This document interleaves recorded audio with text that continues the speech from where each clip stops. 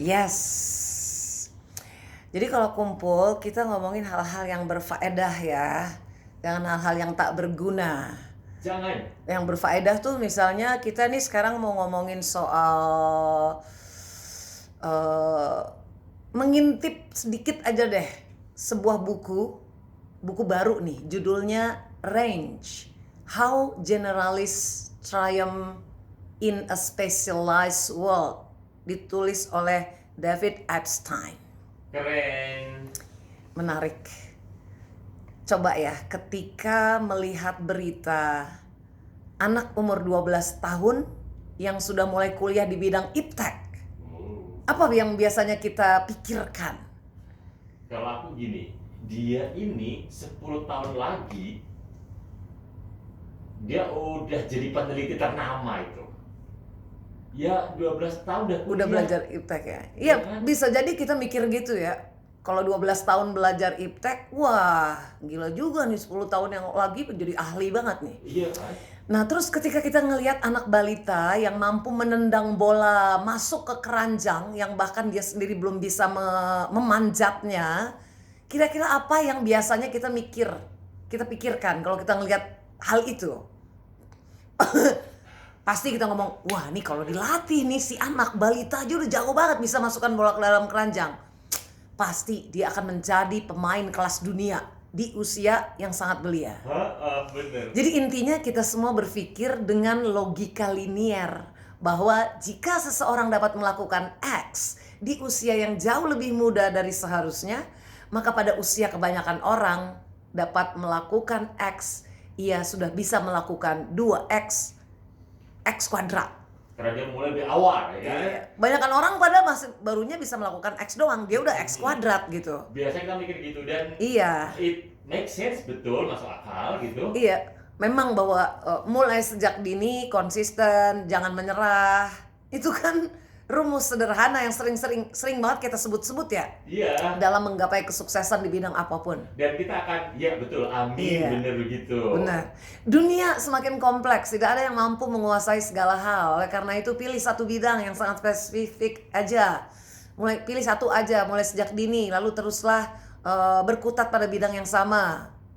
Gitu kira-kira nasihatnya, ya kan? Rumusnya begitu. Secara sadar, itu yang tergambar dalam pikiran kita. Oke, mulai dari sejak dini.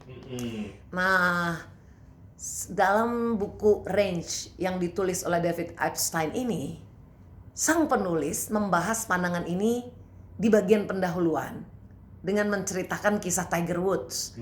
Jadi Tiger Woods ini dianggap sebagai salah satu pemain golf terbaik serta atlet paling terkenal sepanjang masa yang pada usia 2 tahun sudah mampu memegang stick golf dan memukul bolanya layaknya pemain golf pada umumnya. 2 tahun. 2 tahun.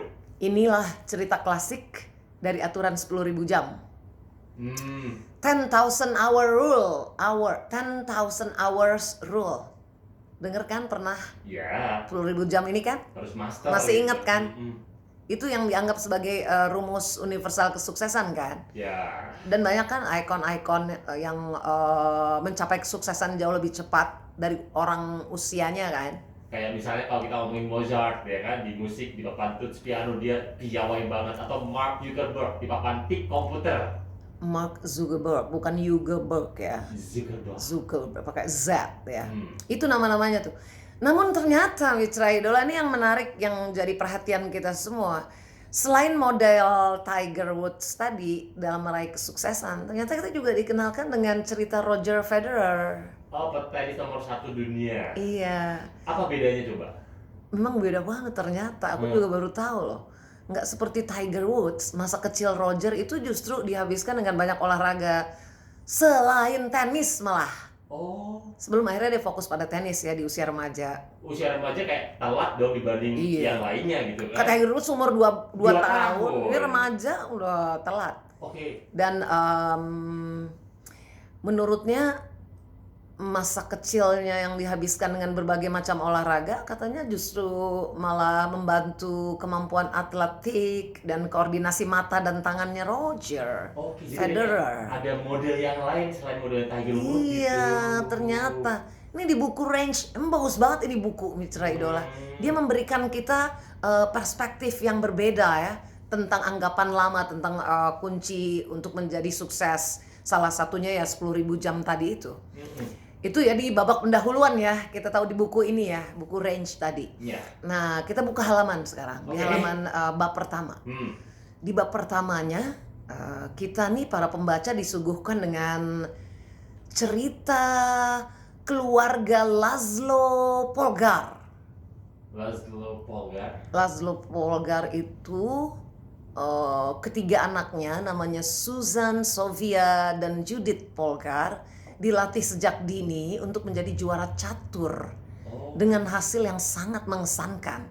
Termasuk si Judith, salah satu anaknya yang sudah mencapai Elo ratingnya tuh menempati peringkat 8 dunia tahun 2004. Dan kesuksesannya mendidik anaknya itu membuatnya mengklaim bahwa jika metode sosialisasi dini ini diterapkan, maka umat manusia dapat mengatasi masalah seperti kanker dan AIDS. Itu klaimnya. Dia menekankan model sejak dini ya, kayak Iya. Taylor Tiger Woods model itu. Namun pertanyaannya, apakah catur dan golf itu dengan aturannya yang sederhana serta mengandalkan pengalaman berulang yang nantinya disebut dalam buku ini sebagai kind learning environment, apakah itu merupakan representasi yang tepat untuk dunia saat ini? Itu pertanyaannya. Karena tahun 2009 Daniel Kahneman dan Gary Klein nulis bersama tuh mereka sebuah paper yang mendiskusikan bahwa seorang pakar bertambah kepakarannya. Apakah seorang pakar bertambah kepakarannya seiring pengalaman? Nah, dia mendiskusikan itu. Ya, jawabannya sepakat mereka bahwa jawaban atas pertanyaan itu tergantung pada bidang yang digeluti ternyata. Nah, ini menarik sekali lagi. Waduh, ini buku ini memang benar-benar sumpah menarik. Jadi ternyata pada bidang-bidang yang termasuk kind learning environment. Kind learning environment itu tadi penjelasannya adalah mengandalkan pengalaman yang berulang itu loh. Kind learning environment di mana polanya berulang dan aturan mainnya jelas seperti catur, golf. Golf apa golf ya? Golf ya. Aturannya begitu terus ya, standar gitu, diulang-ulang gitu. Dan pemadam kebakaran. SOP-nya jelas juga. Jawabannya positif. Tapi pada wilayah yang disebut di buku ini sebagai weak learning environment, di mana aturan mainnya tidak selamanya jelas dan polanya tidak selalu berulang, seperti misalnya ya analis tren politik dan keuangan. Metode spesialisasi dini seperti pada model Tiger dan aturan 10.000 jam nampaknya nggak banyak berguna. Menarik. Atau bahkan bisa dibilang malah kontraproduktif gitu ya. Iya. Oke. Nggak berguna, malah kontraproduktif. Nah, weak learning environment inilah yang menurut Epstein merupakan representasi yang tepat untuk dunia saat ini, Mitra Idola. Keren. Itu bab pertama ya. Nah, buka halaman lagi pada bab kedua nih.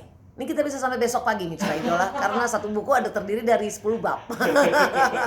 Enggak. Bab kedua itu kita pembaca disuguhkan dengan argumen bagaimana dunia saat ini bertransformasi menjadi wicked world.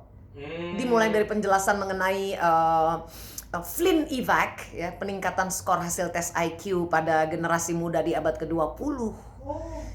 Itu Flynn Effect, efek Flynn. Penulis berargumen bahwa dengan adanya modernisasi dan transformasi dari masyarakat pertanian ke masyarakat industri, maka kemampuan abstraksi mencari pola dan berpikir tanpa mengandalkan pengalaman juga meningkat. Ternyata, sebagai contoh ya, ketika diminta untuk memilih satu benda yang tidak termasuk dalam kategori serupa dari burung atau senapan atau belati atau peluru, kebanyakan dari kita, masyarakat modern nih, akan memilih burung. Karena tidak sesuai dengan kategori senjata, gitu ya. Ini masyarakat modern. Tapi kalau masyarakat dulu, masyarakat pedesaan, kan beda. dia kayak gak bisa jawab ya, karena mungkin mereka alasan mereka adalah senapan harus diisi dengan peluru untuk menembak burung dan belati digunakan untuk menyembelih burung. Jadi itu yang menyebabkan beda jawaban antara masyarakat modern sama pedesaan. Bab 2 doang ya Mitra Idola. Baru bab 2. Tapi poinnya udah jelas, artinya dia mau bilang bahwa dunia berubah dan enggak, polanya beda. Jadi aturan yang sejak dini ya belajar untuk sukses ya Itu. bisa, tapi nggak semua. Nggak semua bidang. ada bidang masyarakat yang beda gitu. Kemampuan berpikir konseptual dan mengaplikasikannya ke berbagai bidang inilah yang sekarang dibutuhkan dunia sebetulnya kalau sekarang ini. Dan hal ini didapat dari latihan dalam konteks yang luas ya. Hal ini tidak seperti kehidupan masyarakat pramodern catur dan pemadam kebakaran yang pekerjaan yang mengandalkan pengalaman yang berulang dalam menjalani pekerjaannya. Dan untuk mengontraskan, Epstein menulis gini, they were perfectly capable of learning from experience but failed at learning without experience. Mereka itu sangat mampu belajar dari pengalaman, tapi gagal belajar tanpa pengalaman. Nanti kapan-kapan kita lanjutin bab selanjutnya ya.